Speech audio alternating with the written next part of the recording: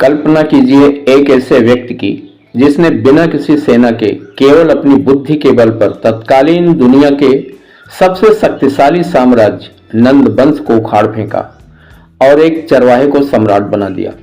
जी हाँ, हम बात कर रहे हैं चाणक्य वंश के कुल गौरव, महान अर्थशास्त्री और राजनीतिज्ञ तक्षशिला विश्वविद्यालय के आचार्य विष्णुगुप्त चाणक्य की।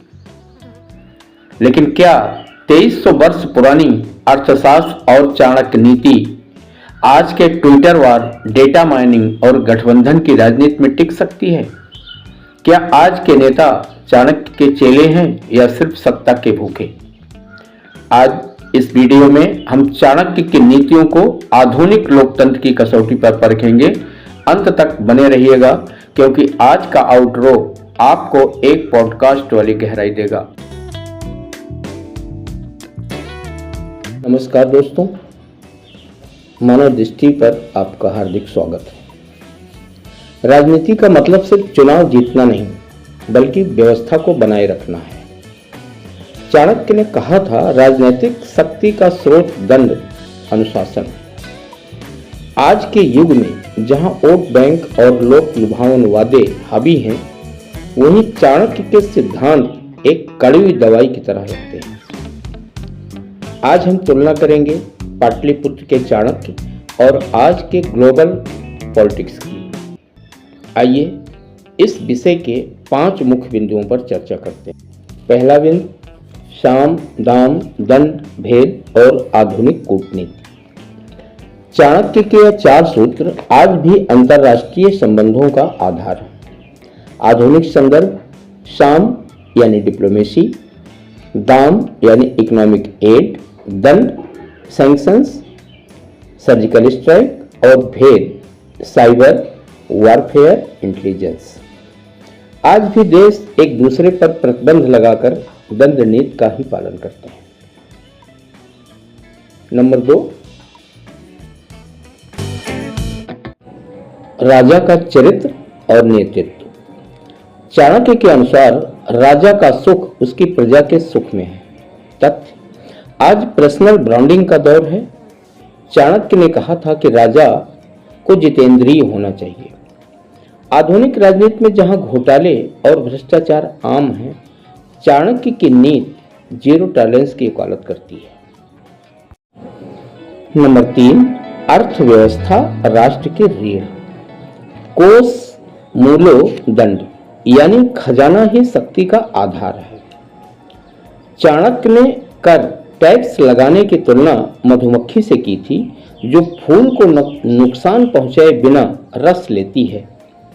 आधुनिक भारत की जीएसटी प्रणाली या दुनिया भर की प्रगतिशील टैक्स नीतियां इसी सिद्धांत पर आधारित है कि जनता पर बोझ न पड़े और राजस्व बढ़े। नंबर 4, जासूसी नेटवर्क, इंटेलिजेंस सिस्टम। चाणक्य का मानना था कि राज्य की आंखें उसके जासूस होते हैं। आधुनिक संदर्भ, आज जासूसों की जगह बिग डेट और पेगासस जैसे सॉफ्टवेयर्स ने ले लिया है। नंबर 5, विदेश नीति और मंडल सिद्धांत। चाणक्य का मंडल सिद्धांत कहता है कि दुश्मन का दुश्मन दोस्त होता है। उदाहरण, चीन के प्रभाव को रोकने के लिए भारत, अमेरिका और जापान का एक साथ आना। चाणक्य के इसी सिद्धांत का सटीक आधुनिक उदाहरण है। आइए अब एक छोटी सी कहानी साझा करता हूं। जब चंद्रगुप्त मौर्य सम्राट बन गए, तब एक यूनानी राजदूत मेघास्तनीज उनसे मिलने आया। उसने सम्राट से इच्छा जाहिर की कि वह चाणक्य से मिलना चाहता है।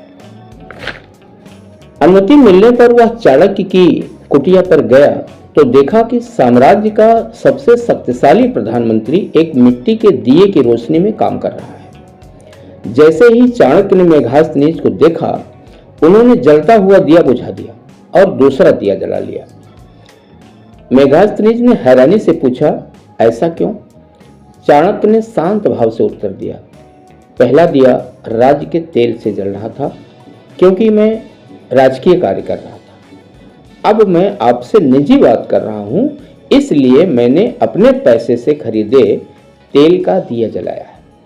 दोस्तों, इस कहानी से हमें यह सीख मिलती है कि ईमानदारी और नैतिकता की वह कमी है जो आज की आधुनिक राजनीति को खोखला कर रही है।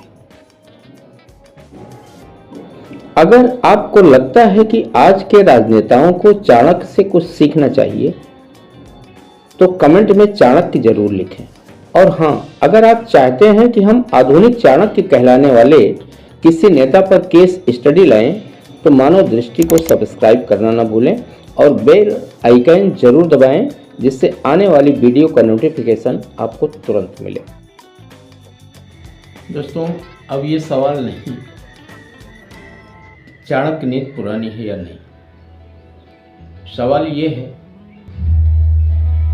कि हम राजनीति को सेवा मानते हैं या व्यवसाय। चाणक्य ने कहा था कि जब धर्म, कर्तव्य और राजनीति अलग हो जाते हैं तो समाज का पतन निश्चित है। सत्ता आती जाती रहेगी, लेकिन जो राष्ट्र अपने सिद्धांतों पर अडिग रहता है वही विश्व गुरु है। राजनीति के शोर में अपनी बुद्धि का दिया जलाए रखें। मिलते हैं अगले वीडियो में। जय हिंद।